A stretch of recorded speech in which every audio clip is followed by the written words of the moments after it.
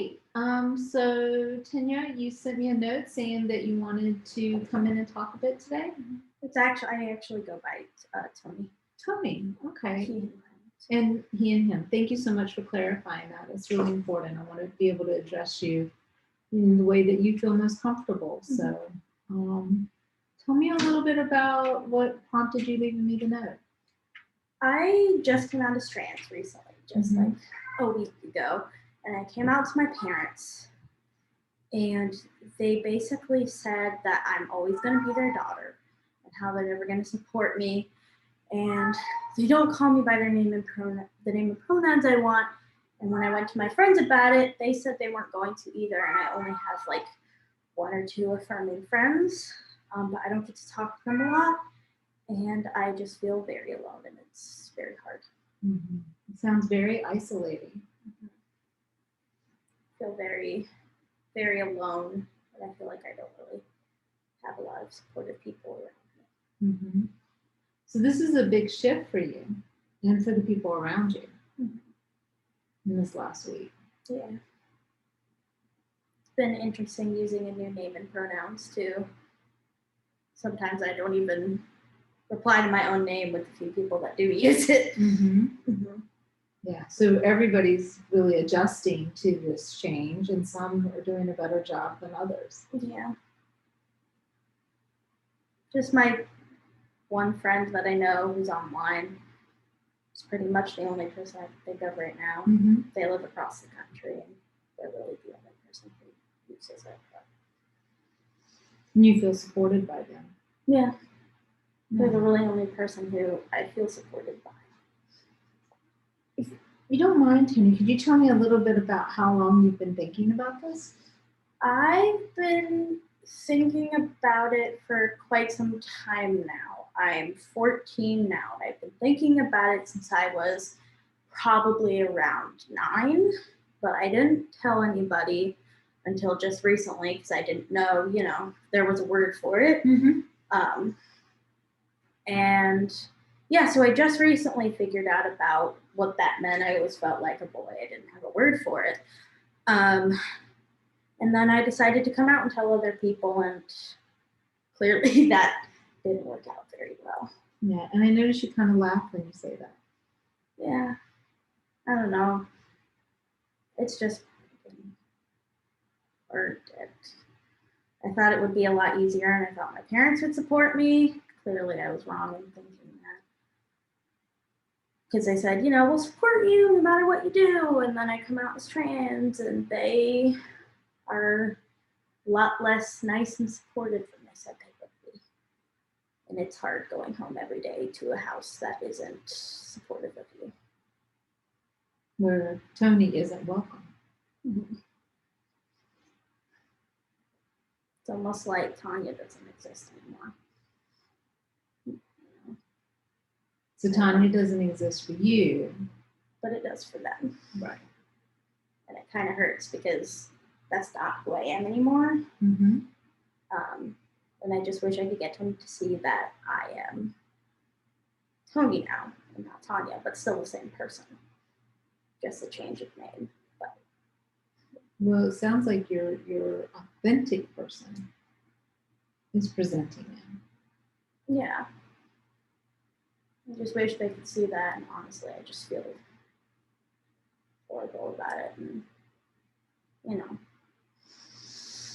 I don't really have a safe place to be, so just anywhere except the internet, I guess. Sometimes when people go through a transition like this, they can begin to feel like there's never going to be a change. It's never going to get better. And so before we go any further, I do want to remind you about confidentiality. That if you feel like you're going to hurt yourself or hurt somebody else, that as a counselor, I'm kind of a mandated reporter, and I have to tell others so that we can get you the support and help you need. So, does that ring true for you, that sense of hopelessness? Yeah. I really don't feel like anything is going to get better ever. I just have nobody. I don't have any LGBT friends. I only have that one person online who supports me, and I wouldn't even know them in person, and my parents don't support me, and I feel hopeless, and I really just don't feel the need to go on anymore. Mm-hmm. Have you considered suicide? Yeah, I've thought about how I would do it, but I've never actually done it. Yeah, I've considered it. And when you've thought about it, what means or what was your ways of doing it? It was something very simple. Just my bedroom is on the second floor. Just jumping out the window of the second floor. Mm-hmm. Taking too many of my depression meds, maybe. Have you done research about the effects of taking too much of your meds? I haven't. Okay. I just know that it could affect you physically. Mm-hmm. So, So you've thought about pills. You've thought about jumping out the window. Mm-hmm. Any other ways come to mind, or have you thought of? That's it. And so, what has stopped you from taking the next step? I have some bit of hope, but it just isn't overwhelming hope. You know what I mean? I also get too scared and chicken out of it. Mm-hmm. Yeah, that's pretty much it. I have a sliver of hope, and I just get, nervous before I do. That's pretty much why I haven't. I'm curious about this chicken out. What happens that causes you to chicken out? I don't know. I feel like maybe one day I'll be able to meet that friend who supports me. Mm-hmm. Maybe some people in person. I don't know. I do. I have a sliver of hope. That's what the chicken out usually does. I get nervous, or because despite my parents not supporting me, maybe they will one day, and if they don't, I'll be able to get to a place that will. Mm-hmm. So it sounds like you might need to go to where there are people who can be supportive. Yeah, I really do need a group of people to support me. Mm-hmm. What would that look like? At this point, just simply using my name and pronouns. Mm-hmm. I don't know what other support outside of that looks like. Finding some affirming clothes would be nice, but at the moment, just simply using my name and pronouns would be enough support. Mm-hmm. Yeah. So finding a place where they know your name. Yeah. Mm-hmm. Tony, I'm wondering, have you ever heard of the LGBTQ Center? No. Okay, so there's actually a community agency that's the LGBT Center. It's a non-for-profit, mm-hmm. and they provide youth resources and youth programming for people who are in a very similar situation to you. If you're interested, I can get some information together and we can talk about it tomorrow. That would be great. Okay, all right. So let's definitely do that. I also want to talk a little bit about your parents. Your parents, I think we're going to have to maybe think about how you can communicate something to them that they don't want to hear, right? Mm-hmm. Something maybe they don't understand yet. I wonder if there's been a time in the past where you've introduced a new idea to your parents. Yeah, there was this show that I liked a lot, and I was like, come on, guys, I know it seems kind of childish, but I think we'll all enjoy it. And, I pushed them outside of their box, and now we watch it every Friday night at dinner. Yeah. So they didn't go to it right away, but with some persistence and some encouragement and maybe some explanation, they kind of warmed up to it. Yeah. I wonder how we can use that same skill set here. I think we could. Mm-hmm. What might that look like? Let's start with your first parent. Either one. Mom is a little more strict than dad. Probably just when she sees me get excited about something, it really clicks something in her. Like the show. I got really excited about the show, And, she like was like, I'm glad you're excited, and eventually like saw that I was very excited about it and ran with it. So, and like that it made me genuinely happy. So, Yeah. I think there's this one program that might be helpful for that if you think you could maybe get mom to be part of it with you. But one of the programs that the center offers is a parent-child discussion group that where you could maybe invite mom to go to one of those discussions with you, and then she would also have some resources to get some of her questions answered. Yeah. Yeah.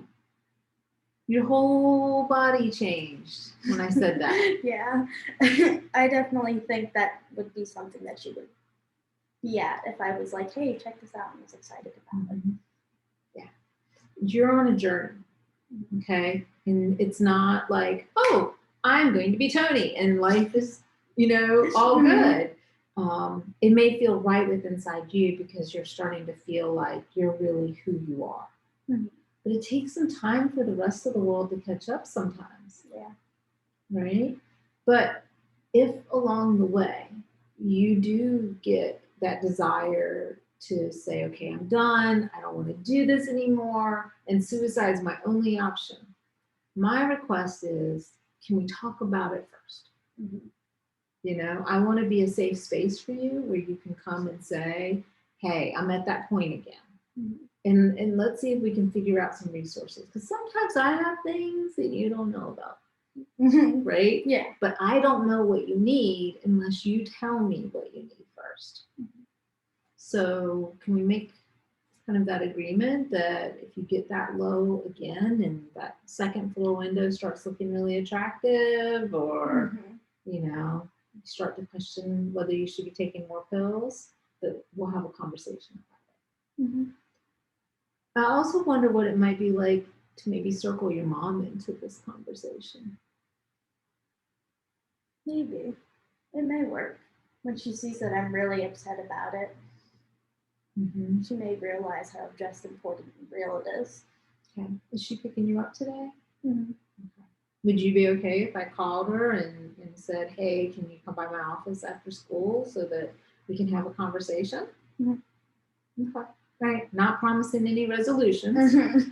But one of the things we might want to do just to help make sure that you're safe is maybe ask mom to hold on to the depression meds and that you just get them from her, just until you can kind of get over this, this space, right? Because this is a difficult space and it's hard to be in this. What do you think?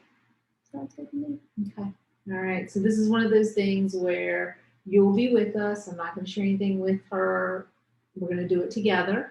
But, if things do get worse or I'm worried about you, I would have to make that call. But I will always try to include you if I can. Okay? Deal? Yeah. All right. So I'll see you after school. So come here. I'll reach out to mom, see if I can get her, and hopefully we can all have a little conversation. All right. Okay? Sounds good. Thank you.